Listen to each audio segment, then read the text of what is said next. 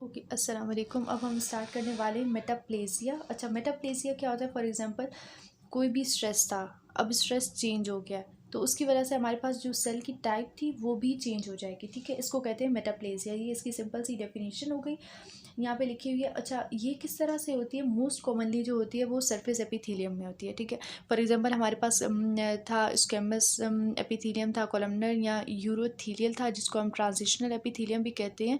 और ये हमारे पास ज़्यादातर यूटीआई ये जो होता है यूरिनरी ट्रैक्ट में प्रेजेंट होते हैं। तो ये जो सरफेस एपिथेलियम है वो डिफरेंट एपिथेलियम में कन्वर्ट हो रहा है। अब फॉर एग्जांपल स्क्वेमस था तो वो कॉलमनर में हो रहा है, कॉलमनर था तो वो स्क्वेमस में हो रहा है, ऐसे। ठीक है, तो हमारे पास दूसरा क्या है कि हमारे पास यहाँ पे लिखा हुआ है कि metaplasia are better able to handle the new stresses. For example एक स्ट्रेस था, अब वो चेंज हो गया तो हमारे पास क्या हो गया कि सेल की टाइप भी चेंज हो गई। इसकी मोस्ट कॉमन जो एग्जांपल होती है ये बेरेट एसोफेगस होती है। इसको हम आगे एक्सप्लेन करते हैं कि बेरेट एसोफेगस हमारे पास क्या होती है। कि फॉर एग्जांपल हमारे पास होता है ये, होप सो आपको नज़र आ रहा होगा, बेरेट एसोफेगस। Let me adjust.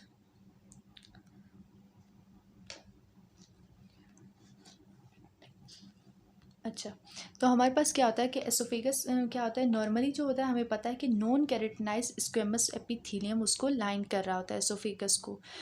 लेकिन जब हमारे पास एसिड रिफ्लेक्स आता है फ्रॉम द स्टमक तो हमारे पास ये किस में कन्वर्ट हो जाते हैं? Non ciliated mucin producing columnar sales में। जिस तरह से हम देखते हैं अभी कि फॉर एग्जांपल ये हमारे पास क्या था? ये हमारे पास था एसोफेगस। ठीक है, ये हमारे पास एसोफेगस है और ये रफ सा मैंने स्टमक बना दिया।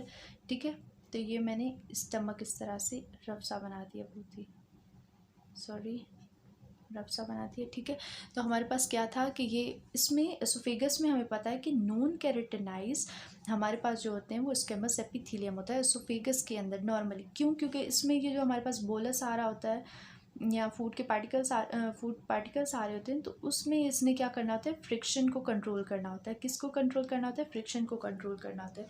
लेकिन होता क्या है कि हमारे, और हमें पता है कि यहाँ पे तो कहें कौन से नॉन कैरेटिनाइज स्क्वेमस में, इधर सिर्फ स्क्वेमस ही लिख रही हूँ, समझ आएगा कि non keratinised squamous epithelium present होते हैं। लेकिन होता ये है कि ये जो स्टमक है, स्टमक में नॉर्मली कौन से होते हैं कि नॉन सीलिएटेड क्या होते हैं? कॉलमनर। ठीक है, इसके अंदर क्या होते हैं? कॉलमनर एपिथेलियम प्रेजेंट होते हैं। ठीक है, क्यों? क्योंकि इसके अंदर क्या होता है? एसिड होता है। इसके अंदर क्या होता है? हमारे पास एसिड होता है।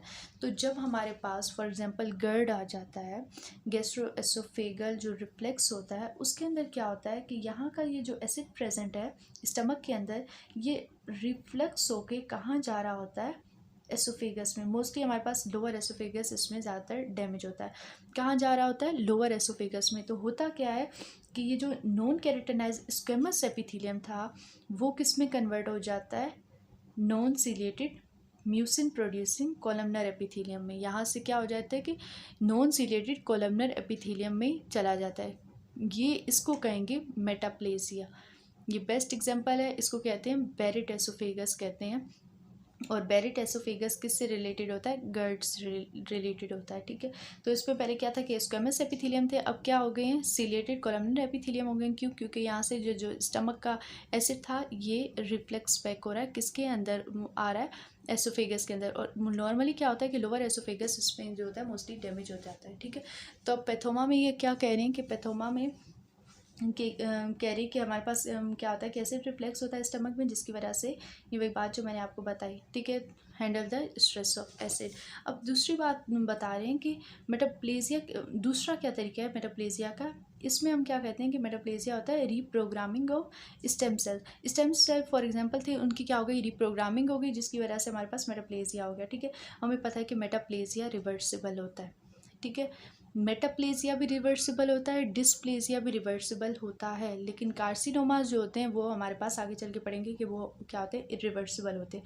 अच्छा, इसकी एग्जांपल हमारे पास क्या है कि मेटाप्लेजिया की एग्जांपल क्या है? फॉर एग्जांपल अगर हम ट्रीटमेंट करेंगे गर्ड की, गैस्ट्रोएसोफेगल रिफ्लेक्स की ट्रीटमेंट करेंगे तो वो बेरेट एसोफेगस भी ठीक होना शुरू हो जाएगा। ठीक है, तो हमें पता है कि जब ये बेरिट एसोफेगस हो ही किसकी वजह से रहा है, जो हमारे पास गैसो एसोफेगल रिफ्लेक्स है उसकी वजह से हो रहा है, ठीक है। अगर for example under persistent stress है, स्ट्रेस जो हो रहा है ख़त्म नहीं करे, तो जिसकी वजह से हमारे पास मेटाप्लेजिया जो है वो डिस्प्लेजिया में जा सकता है। और अगर डिस्प्लेजिया पे भी परसिस्टेंट स्ट्रेस रहेगा तो हमारे पास कैंसर में चला जाएगा, और कैंसर क्या है, इरिवर्सिबल है। फॉर एग्जांपल हमारे पास क्या होना शुरू हो जाएगा कि बेरिट एसोफेगस जो है वो मजीद किस में चला जा सकता है। फॉर एग्जांपल ये जो बेरिट एसोफेगस है एडिनोकार्सिनोमास में भी जा सकते हैं, और हमें पता है कि एडिनोकार्सिनोमास क्या होता है, ग्लैंडुलर टिश्यूज का कैंसर होता है, ठीक है। अब हमारे पास एक एक्सेप्शन है, जिस तरह से हमने पीछे पढ़ा था कि किसकी एट्रोफी की एक्सेप्शन पढ़ी थी कि बिनाइन हमारे पास जो होते हैं वो प्रोस्टेटिक जो कैंसर होता है वो उसमें कैंसर में नहीं कन्वर्ट हो सकता। इसी तरह हमारे पास एपोक्राइन मेटाप्लेजिया और ब्रेस्ट जो होता है वो हमारे पास क्या होता है कि ये इसमें जो हमारे पास होता है कैंसर में नहीं जा सकता। इसके अलावा जो होते हैं विटामिन ए डेफिशिएंसी हो जाए फॉर एग्जांपल, तो इसमें क्या हो जाता है हमारे पास विटामिन ए डेफिशिएंसी की वजह से जो होते हैं वो डिफ्रेंशिएशन नहीं हो पाती स्पेशलाइज्ड एपिथेलियल सरफेसेस की, जो कि हमारे पास कवर कर रही होती हैं कंजक्टिवा को ऑफ आई को, ठीक है। तो इसमें हमारे पास यहाँ पे थोड़ा सा एक्सप्लेन कर देते हैं कि विटामिन ए की डेफिशिएंसी पे क्या होगा। फॉर एग्जांपल हमारे पास क्या थे कि हमें पता है कि विटामिन ए की जब डेफिशिएंसी हो जाती है ना, विटामिन ए की डेफिशिएंसी फॉर एग्जांपल इसकी डेफिशिएंसी हो गई है, विटामिन ए की डेफिशिएंसी हो गई, तो अब हमारे पास होगा क्या कि जो हमारे पास स्टेम सेल्स थे ना उनकी ये क्या करवाता है, डिफ्रेंशिएशन करवाता है, स्टेम सेल्स की डिफ्रेंशिएशन करवाता है। तो वो जब स्टेम्स ये कम हो जाएंगे तो स्टेम सेल्स की डिफ्रेंशिएशन नहीं हो जाएगी, जिसकी वजह से हमारे पास कंजक्टिवा ऑफ आई हो जाता है।